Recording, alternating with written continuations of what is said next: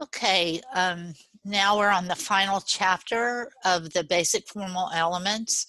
And in this chapter, we're going to discuss the three remaining basic formal elements, and those are texture, pattern, and time and motion. So texture, I know this might seem elementary, but it describes your tactile sensation, how something feels when you touch it.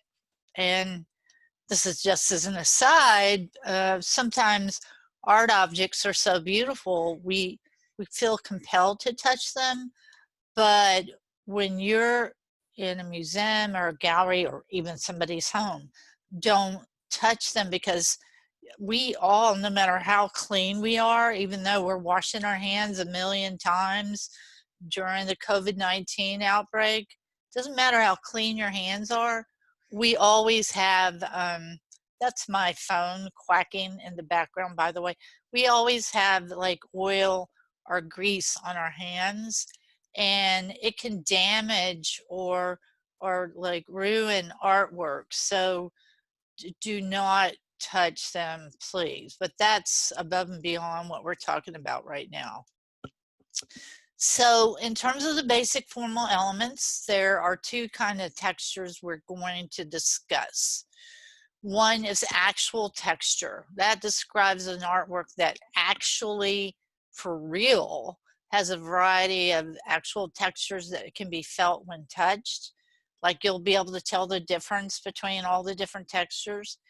And then there's visual texture, and that just describes an artwork that's been painted or drawn or sculpted in such a way that it gives the appearance or the illusion of having a variety of textures, but really it probably doesn't. It's just been painted to look like it has a variety of textures. So we're gonna talk about actual texture first. And while we're talking about it, we're gonna discuss an artist who's like really famous for using actual textures. So this artist, his name was Antonio Berni. He's from Argentina. And the kind of sculpture painting that he made is made from found objects, and it's called an assemblage.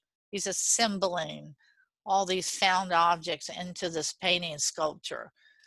I'm gonna go into the details on his life in a minute, but I'm gonna give you an example of this assemblage method that he's using in this painting called Juanito Dormido. He said Juan is this little Juan's asleep. So in this, he's used boards, real boards, wooden slats, cardboard, a real shirt, real tennis shoes and socks, and a real airplane, and like a piece of newspaper here. Maybe this is a comic book. And then like the canvas has been painted, and then all of these found objects that have been assembled on here have been painted.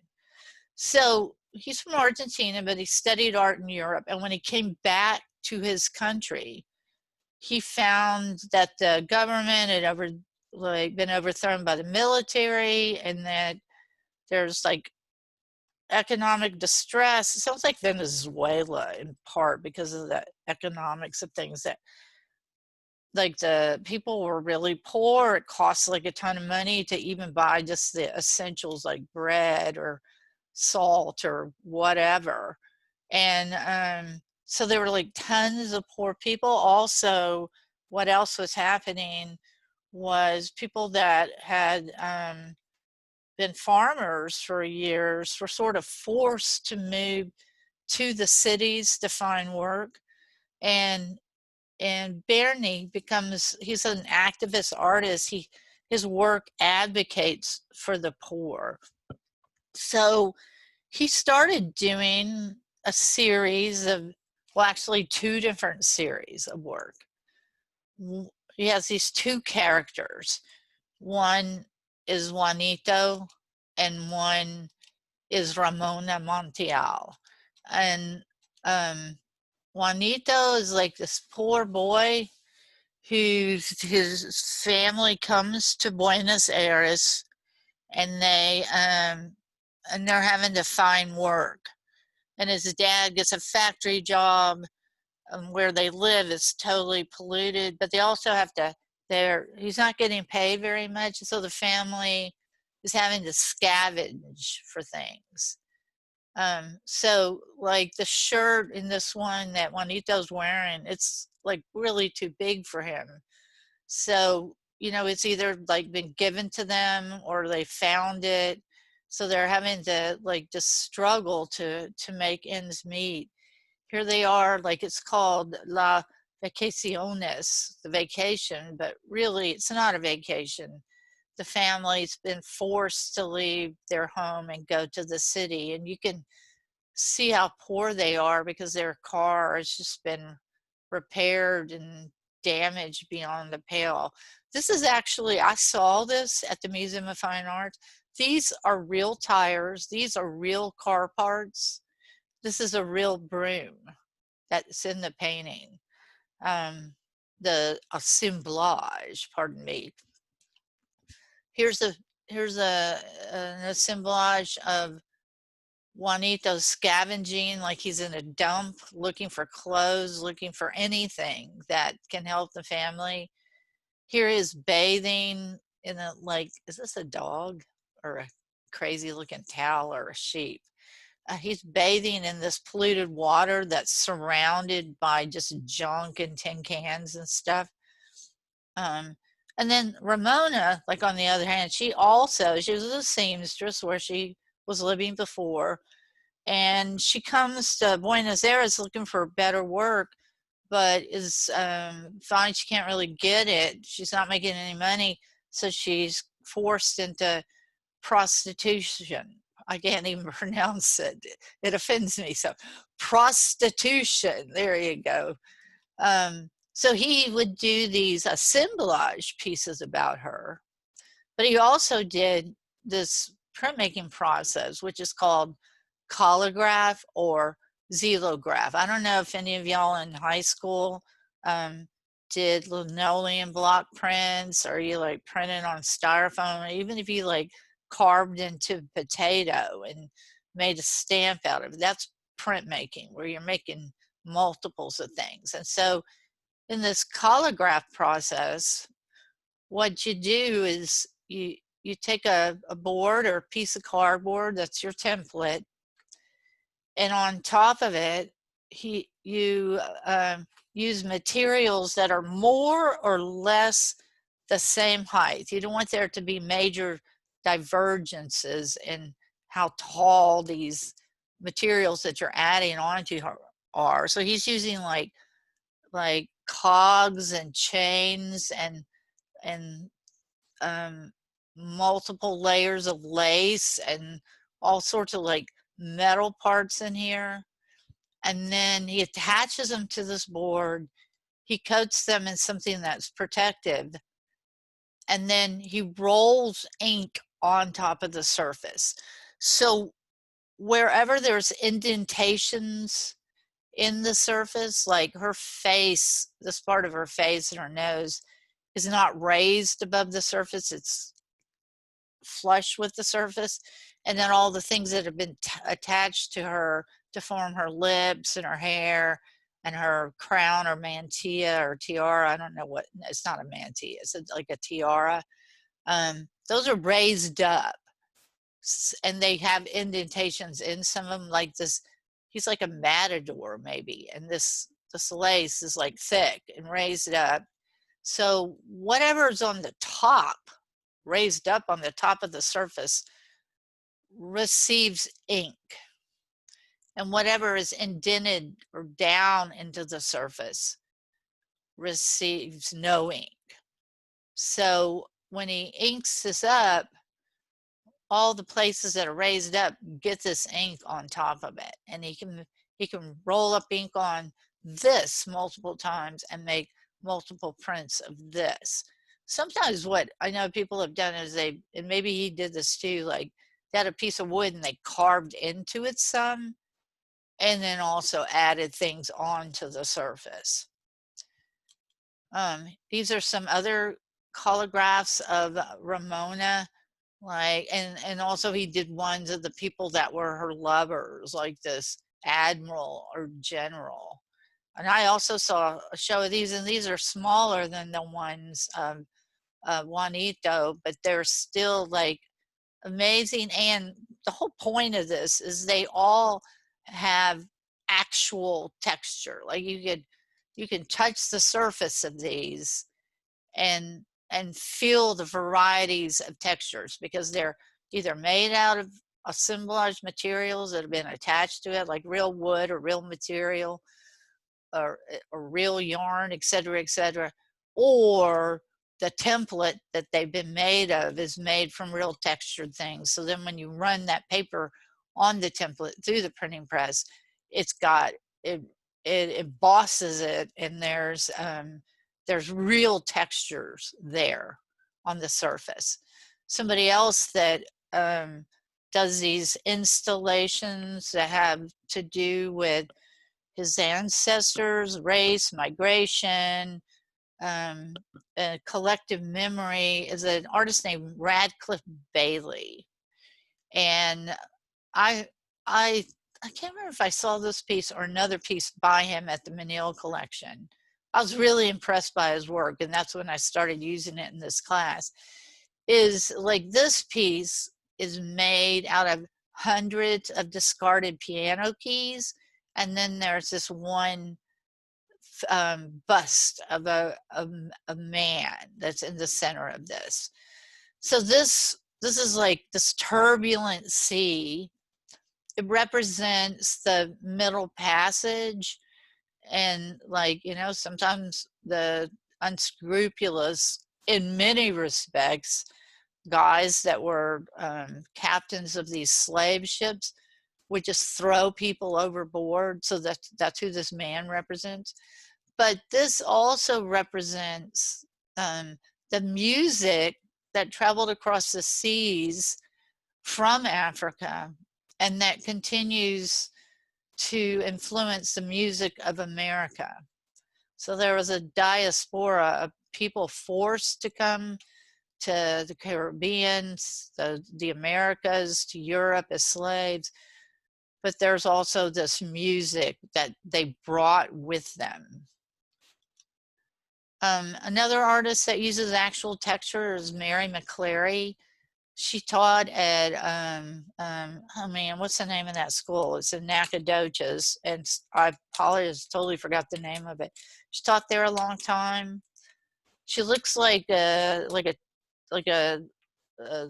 upper class Texas white lady with a kind of a bouffant hairdo, but she's this thing, you know, like looks at her deceiving, and she's this incredible artist. And she, to make these pieces, these aren't paintings, these are like collages, where she gathers up all these like small pieces of paper that she rolls up, and rope that she coils up, and she paints some different colors and strings and stuff and small toys. And from these, and she keeps everything in her studio like ultra organized, all the red painted rope, all the blue painted rope, all the yellow painted rope, etc.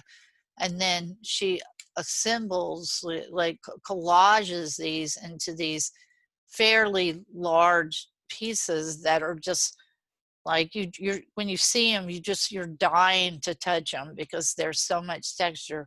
But please do not. And a lot of her pieces are religious based or have to do with Bible parables. Here's another piece called Trotline, and she won't explain what this means. She wants people to try to like come up with their own interpretation, but it is also made out of these coiled pieces of rope and string and toys, etc. There's another kind of actual texture that's used in painting. It's called impasto. And impasto, the artist uses the paint so thick that it rises to the surface and creates this like varied texture on it instead of it being smooth and blended. in this respect, we're going to talk about this Belarusian artist named Chaim Sotin. And Sotin, he was Jewish. He grew up in a Lithuanian ghetto. This is before World War II. He studied art in Paris. And he grew up really poor. And he worried a lot, and he obsessed about food because he never felt like he could get enough. Even when, like during this time period, he's actually selling like a ton of work and making a lot of money, but he still feels hungry and like he can't get enough food all the time. Eventually, like this pastry cook, it's a large painting, but not that large. It recently sold for like $18 million to an anonymous collector. So I just wanted to tell you something sad about Chaim Sotin. Was like when the Nazis came into power, and there's a Vichy government in Paris, which is a Nazi sanctioned government. He had to go into exile, and like he was so stressed out and worried so much that he got this horrible stomach ulcer, and they did surgery on him, and he got infected and he died. So he did not have a happy life at all. So we're moving on from actual texture to visual texture. So if you were to touch the surface of these paintings I'm going to show you, the overall texture on them is pretty much all the same. But when you look at them, the artist has created like a wide variety of visual textures. They look like they're the real textures, like furry rabbit, feathery duck, kale. I don't know if that's kale. Like rough carrots, wood. These artists, they're able to do these incredible textures. So, like during the Renaissance kind of period of time, like Da Vinci and all those guys, people in Southern Europe were learning how to like paint like correct anatomy, and like they were doing like perspective and all these other things. And people in Northern Europe, in Flanders and the Netherlands, they were becoming these masters at the ability to make visual textures. And we'll talk about why in a minute, why they were able to make that leap. But this is a painting, we talked about it before, The Marriage of the Arnolfini by Jan van Eyck. And there are like innumerable textures. There's wool, there's lace, there's fur, there's a furry dog, there's the wooden shoes, there's this Persian carpet here. There's all sorts of textures in this image. But again, if you were to touch it, then you would not really feel those textures. Now, the reason why they were able to begin to paint these beautiful textures is because of something that was brought from Southern Europe to Northern Europe. And by this artist named Robert Campin, or the Master of Flamel. And in Southern Europe, they started developing oil paint. And this, like Robert Campin was in, I think, Italy, and he learned about oil paint, and he brought it back to Europe, not Europe, Northern Europe. And oil paint, the great thing about oil paint is, which I'll go into in a minute, allows you to create realistic looking textures. So prior to using oil paint, people were using egg tempera, which is made out of egg yolk and then pigment, and then depending on where you were, water or milk or vodka. How about that? So it's like water-based. So this particular piece right here, I want to point this out. The background, it's not made out of egg timber. The background's made out of florins, coins, gold coins that have been hammered super, super thin and then applied to the surface of this painting. But the other parts on this have been painted with egg tempera. And egg tempera you have to apply to a rigid surface. Takes a long time to prepare the surface. We'll talk about that when we get to painting. You have to do it in thin little layers. You can't apply it thickly because it'll crack. It's really hard to blend. So you have to layer things, one layer on top of the other, top of the other.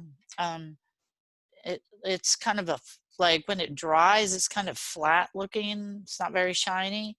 But then when people move to oil paint, which is oil-based, and it's a little toxic. Well, it is a lot toxic.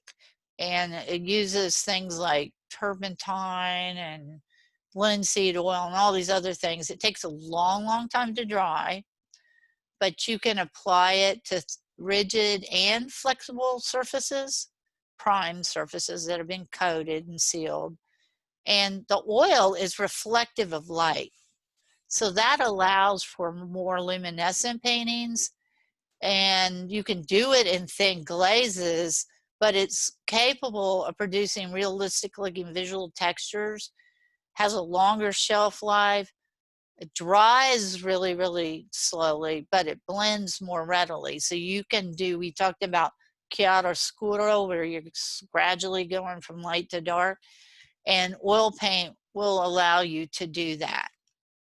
So oil paint, like these paintings we're looking at now, these are all examples of visual textures, because there's wood and brass and copper and pottery, and they all look like the textures they're supposed to be. But if you were to touch it, they'd all be the same in these. And then visual texture, you touch it and you're feeling like you're feeling actual texture when we're talking about actual texture, because you're applying things that are raised off the surface. So we go from actual texture and visual texture. Now we're going to talk about pattern.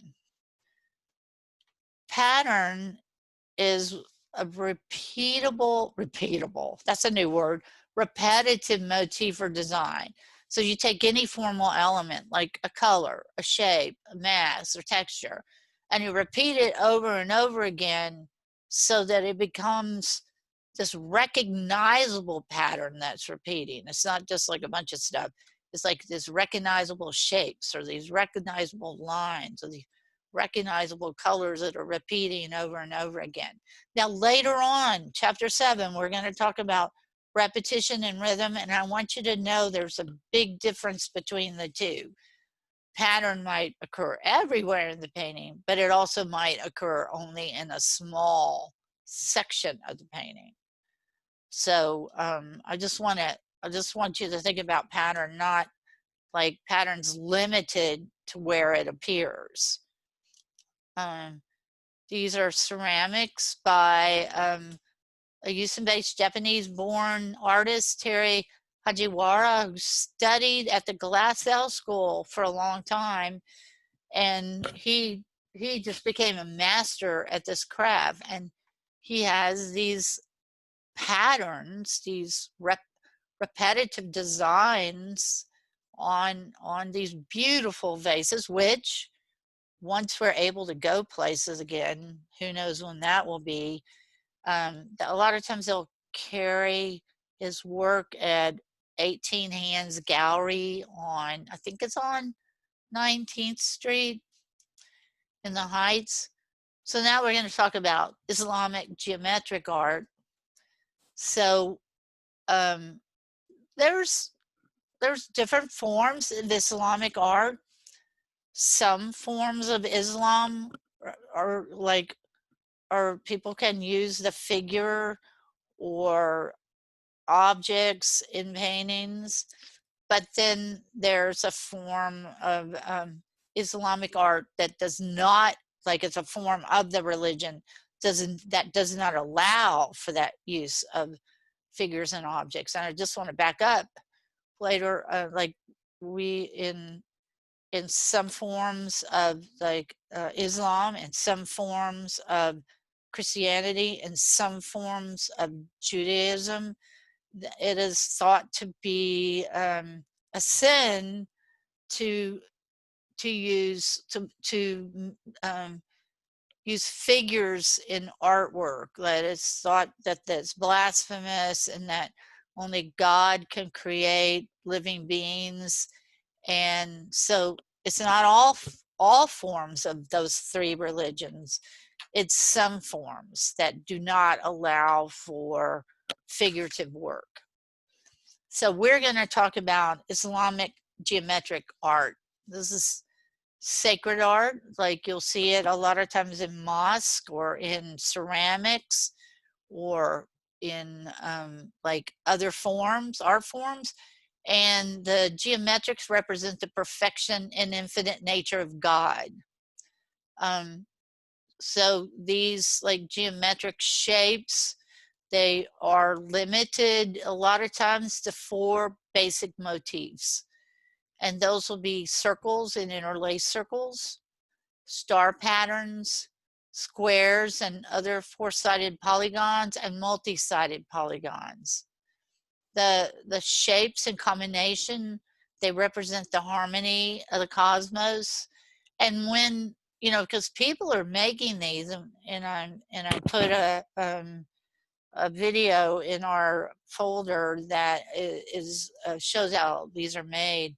But because people are making these, what they do, because they are people and they are not perfect, they make these and they always make a little mistake, because only God is considered to be perfect.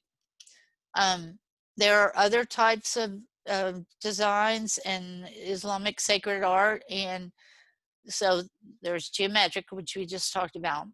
There's the calligraphy, and the calligraphy is taken from the Quran and other religious texts. And sometimes, you know, you can actually, if you read it, you could actually read it.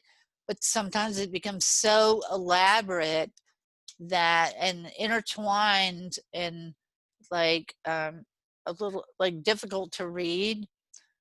I kind of like parallel this to when we were talking about Greek art, how like they go from abstract to representational, and the statues look real, you know, realistic, and then they go to hyper realistic, where they're exaggerated and full of movement.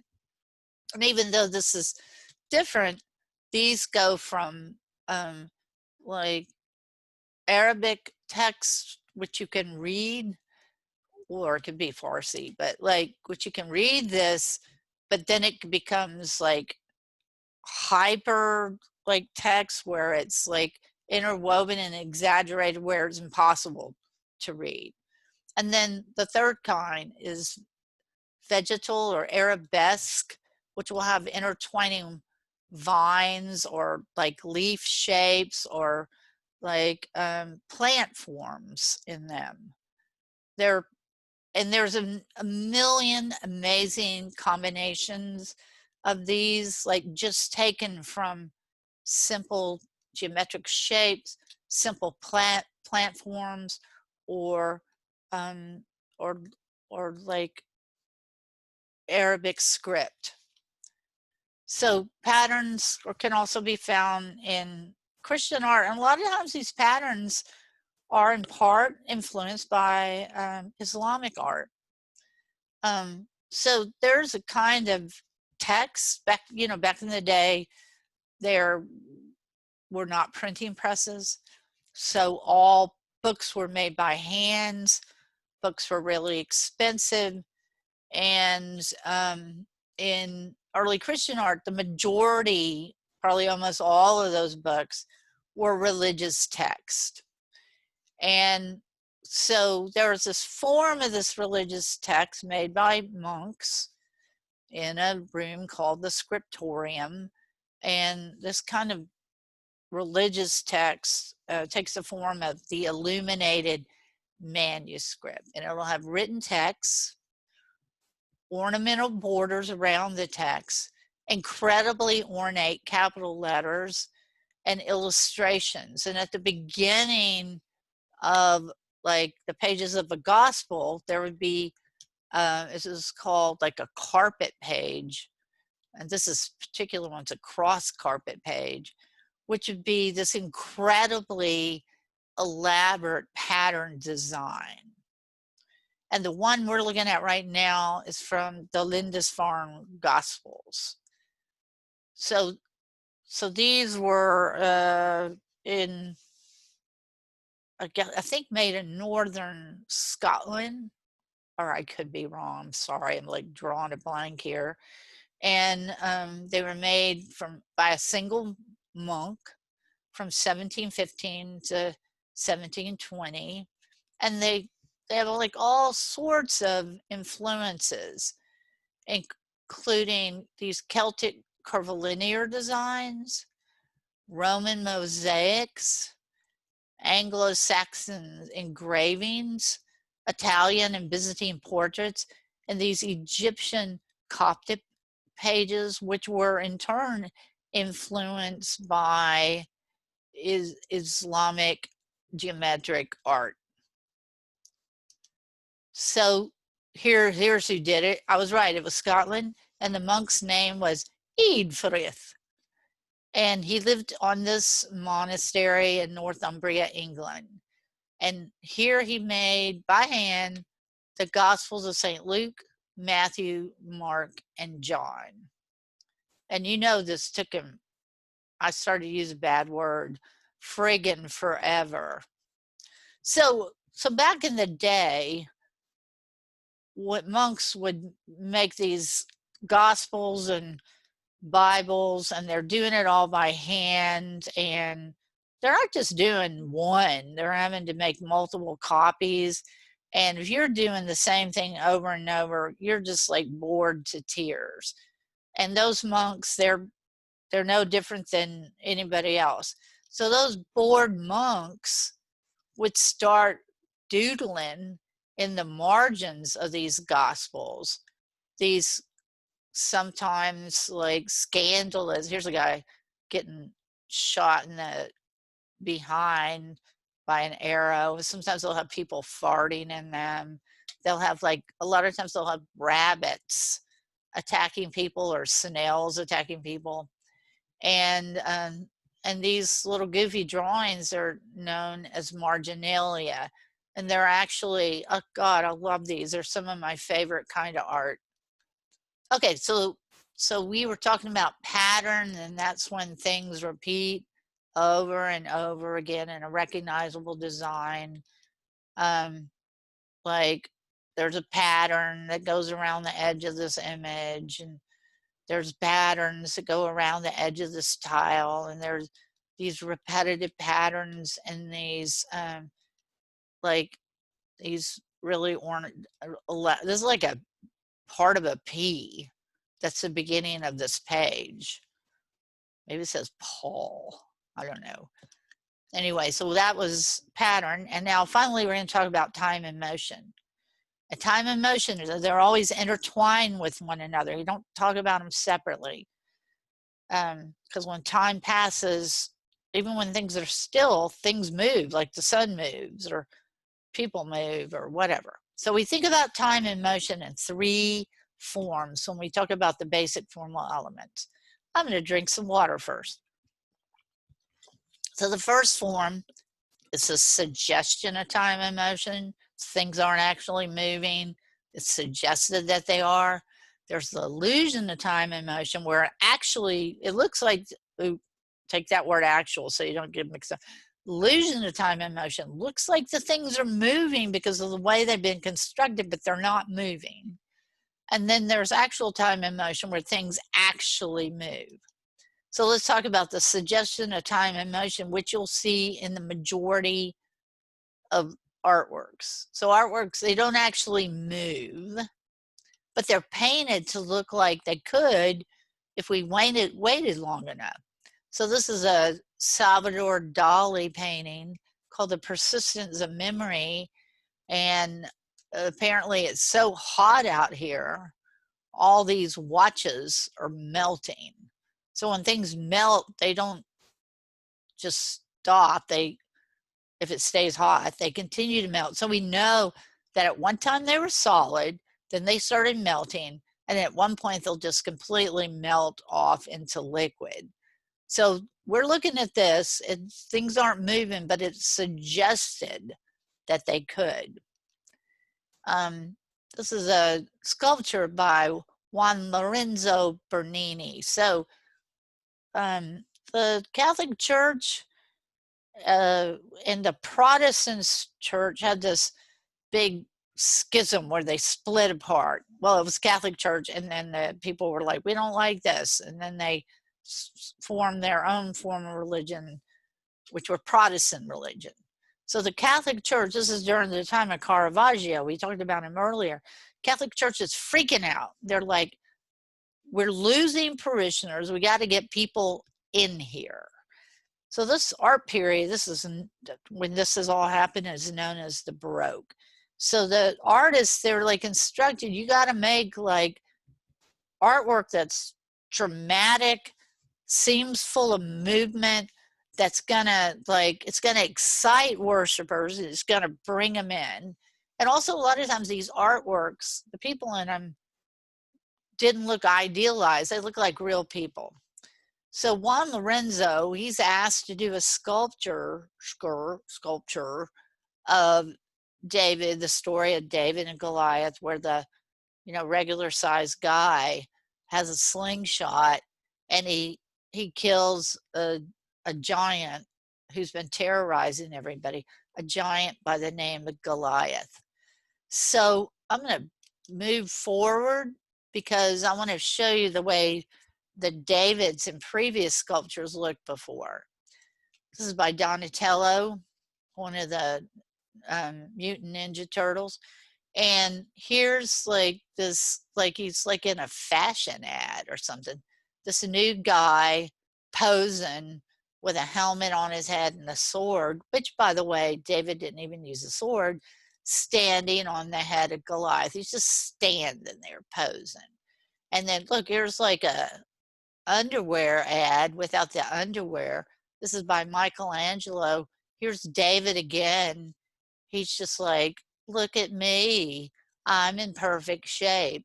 And I'm casually holding my slingshot. Or maybe this is an apple. I don't know. But here he is naked. And he's just like, I'm handsome. He's just standing there posing.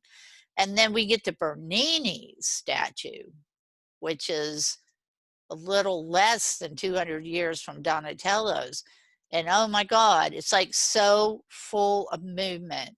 So these Baroque artists, what they're trying to do in their pieces is they don't want the statue just to be occupying the statue's space. They want the statue, the artwork, the painting or whatever, to seem to appear to occupy the space where the viewer is. They're extending this pictorial space. And so the way he does this in this piece is he has David, this is like all these different views of the same sculpture in the round. David's got the slingshot. He's pulling back on that slingshot and is fixing, as we say here, to release that rock. And that rock's going to go out where you are, and you better run and get out of the way or you're going to get hit in the head with a rock. So that action, that suggestion of action, that suggestion of time and motion is making you kind of like jump, because you're thinking like, if I stand here long enough, that rock's going to fly out at me. So this is a really great example of the suggestion of time and motion. Something else that fits into this category are graphic novels, comic books. So like in the single scene right here, the single page of panel, that we have these military guys who are coming up the stairs to get this guy. Now we know they're not moving, but because of the way Frank Miller's laid them out, it looks like they're marching up the stairs. And then in the subsequent page of panels, there's these 6 panels. There's this guy, he's in this room. He's getting something out of his pocket. It's a pill vial. He's opening it up. He's pouring a couple of pills into his hand. He's taking those pills, and then look, it looks like, so the police are out here, open up, police. And you can kind of see where he's becoming, even though he's pretty muscular here, he's becoming more muscular, where it's kind of like, maybe he's the, I don't know, he's not the Hulk, but it's like kind of ripping his shirt. And here he says, I'll be right out. And he's going to like beat the crap or kill all those guys or something. So even though these panels, they're not actually moving, but it suggests movement as we go from panel to panel to panel to panel. Here's another example, little Nemo in Slumberland, and it's this kid and these animals in a race out in the galaxy somewhere. And we know they're not moving, but they look like they're moving. There's suggestion of movement. This Frida Kahlo piece so she actually, like a retablo or an ex voto, is something that people would make if a miracle had occurred where they nearly died, and they wanted to thank God or the Lady of Sorrows or the Virgin of Guadalupe or whoever. So Frida Kahlo in real life had been in this horrible trolley accident where a metal pole went through her pelvis. And she found this ex voto that somebody else had painted of a car hitting a trolley on some tracks. So then she painted in herself here, her purse, and then painted over where the previous ex voto message was, giving thanks, her family giving thanks to Our Lady of Sorrows for saving her life. Okay, so that suggests that the car's hitting the trolley. It suggests that she's just been run over. It's a suggestion of movement, but we know that it's just a painting and things aren't moving. Now there's another kind of painting, and there's only one type of painting that fits into this category, the category of illusion of time and motion, where because of the way it's painted, it seems like it's actually moving, but it's not. It's just giving that illusion that it's moving. And the kind of art that falls into this is called op art. It typically employs repetitive patterns. We just learned about patterns that are, a lot of times there'll be shapes, alternating areas of black and white. And the way they've been constructed, these always make me nauseous to look at them. They produce this effect that confuses the eye and it excites it, and it makes your eye, like in brain, think that this is undulating, that this is moving, but it's not. So this is the illusion of time and motion. It appears to be moving because of the way it's been painted, but it is not moving. So the person that sort of started this style was this English woman named Bridget Riley, and she did this whole series of op art paintings that all make, because they look like they were giving this illusion of time and motion, every single one of them makes me want to throw up and I get dizzy. So let's move on so that you don't have that happen and you're listening to it. So that is the illusion of time and motion. So finally, actual motion. That's when the artwork is actually moving, or there's some major element of movement that is integral to the creation of the artwork, and it's just as important as the artwork itself. So film and video fit into this category because they're actually moving. performance art fits into this category. Um, when we talked about the abstract expressionists and the painters like Jackson Pollock that are running around the canvas and flinging paint onto the canvas, that's movement that is an integral part of the artwork. I put in the folder this really great 3-minute film. It's great to me. You might just think it's stupid, and it makes me cry every time I see it. But so there's this English couple. They're broken up now, of course, but the couple at one time was James Price and Lincoln Clayton, and the government commissioned them to make 4 short films, and these related to government statistics on age, pregnancy, relationships, and income. And they're beautiful films that give us a greater understanding of people, and despite all our differences, what ties us all together, what we all have in common. Then another kind of sculpture that actually uses is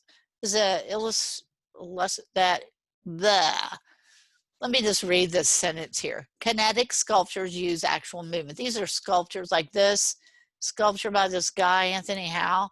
When the wind blows, this moves around. There's sculptures at Discovery Green that have water shooting out of them. That's another example of actual time and motion.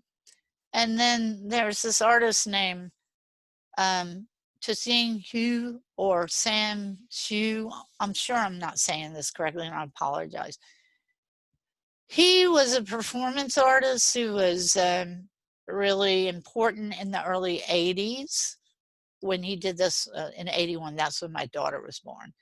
And he did performances that are concerned with actual time and motion. He would make films, or he would make stop motion animation films from photographs. So this particular one is 1 year performance, 1980 to 81, punching the time clock. So at the beginning of this performance, he shaved his head completely. Every hour on the hour, 24 hours a day, 7 days a week, for an entire year, he punched the time clock and took a photograph of himself.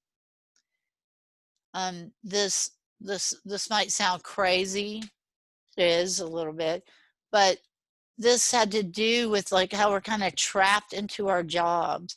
We do the same thing every single day. This guy puts on a uniform every day, goes to work, punches in, punches out every single day, over and over and over again for the rest of his life. So when he took all these photographs, what has been done, and I wish I could find a good copy of this, but I cannot. He sped these photographs up into a film. And so you see from the beginning to the end how, like, you actually see his hair grow in this film. He starts out bald, and by the time the year's over, it's down to his shoulders. I wish my hair grew that fast. He did another series of performances, 1 year performances.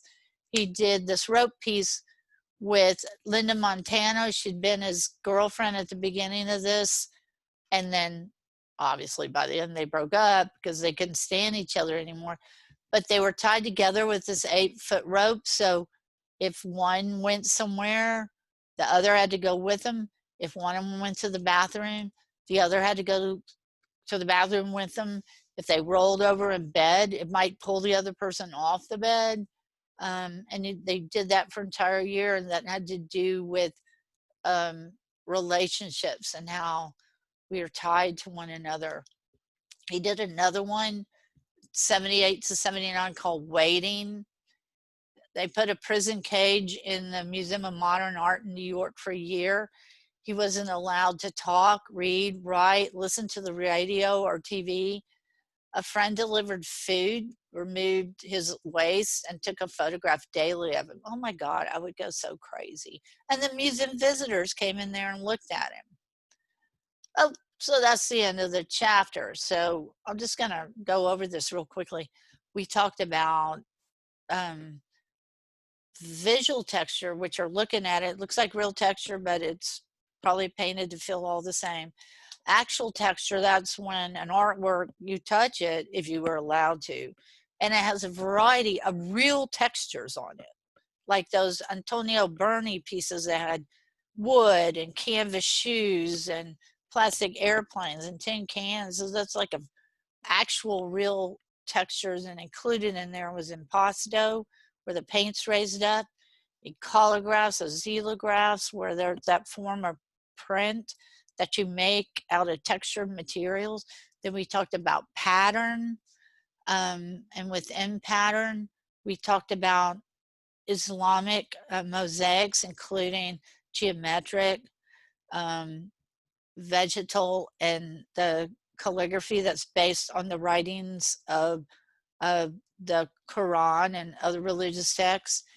And then we talked about 3 different kinds of time and motion: the suggestion of time and motion, the illusion of time and motion, which the only kind of artwork that fits into that is op art, and then actual time and motion. And I'm just going to say this at the end of this, because regardless of if you're in my weekly class or my summer school class, our next class period, we're having an exam over the basic formal elements, chapters 3 through 6. You'll be given an hour and 15 minutes to take it. You can only take it one time. You cannot open up other browsers while you're taking it. You cannot minimize your browser while you're taking it. I'll have a whole list of rules, because if you do that, the test will automatically submit and you will not be allowed another chance to take it. So that test will be our next class period. And I wish you the very best of luck. Okay, thank you, and have a great afternoon, and hopefully it will not, I've probably made it really stressful for you. All right, have a good day. Talk to you later. Bye-bye.